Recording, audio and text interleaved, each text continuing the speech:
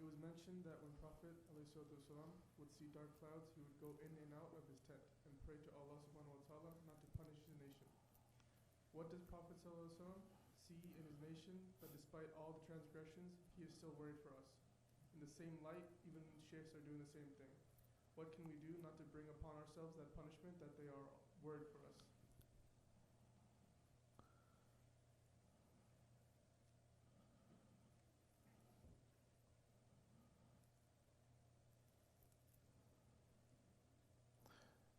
When Prophet ﷺ was in the cave, when he left Mecca on his way to Medina with Hazrat Abu Bakr Siddiq, Allah subhanahu wa ta'ala gave him the trust, gave him a task, a big job,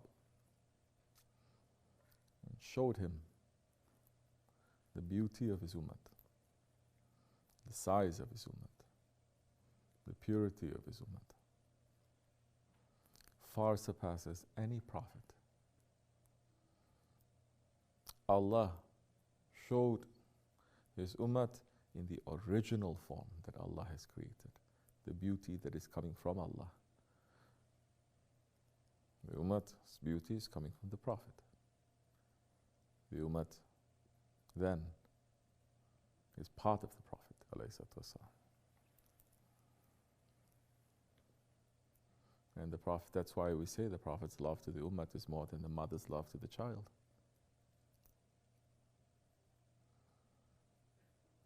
What does the mother see in the child? So many things. What does the father see to the child? So many things too.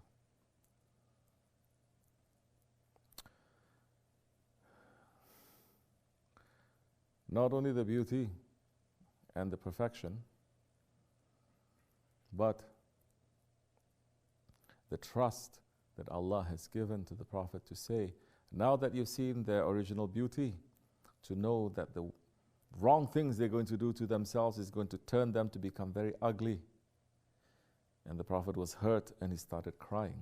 He was very sad, and Allah is saying, your job now, your task is to return this ummah to me as pure and as beautiful as I created them. So the ummah is very important to the Prophet ﷺ in so many different ways. It's a very big task. The Prophet ﷺ, Sahabi-Kiram, the Salihin, the Awliya Allah, they all share this work to try to wake up people who are going to listen and to return them to their originality, to return them to the purity.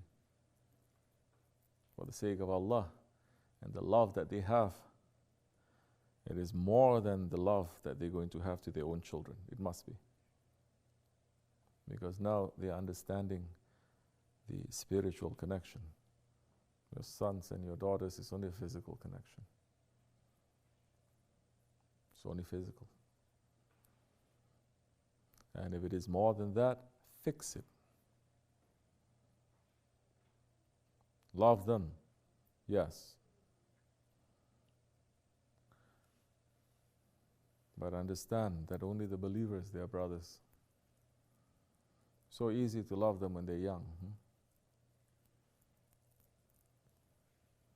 What if they grow up to be disobedient to Allah? You're still going to love them? Are you prepared for that? Are you at least putting a question mark to that?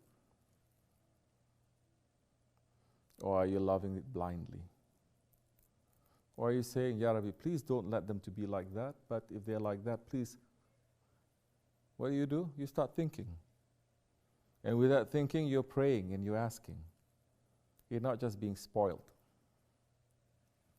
When you do that, your love will become more pure, more sweeter, and it will be safer. The ego and shaitan cannot use it too much. You'll find there is let's say, a space there. You can pull back a little bit.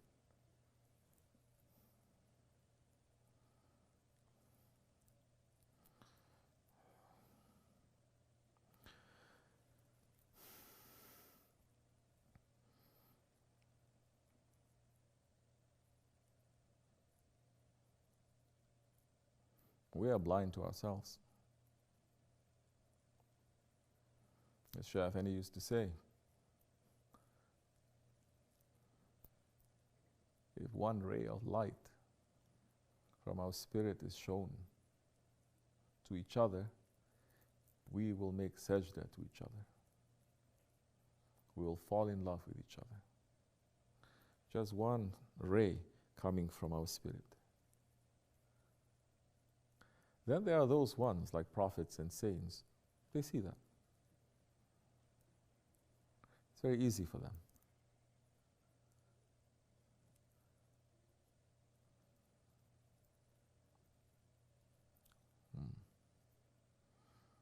But we are blind. We should not be. If you're still blind, just walk with those ones you can see a little bit. If you're still blind, at least feel where the footprints are. Walk according to that. Otherwise, you're going to be in trouble. Assalamu alaikum.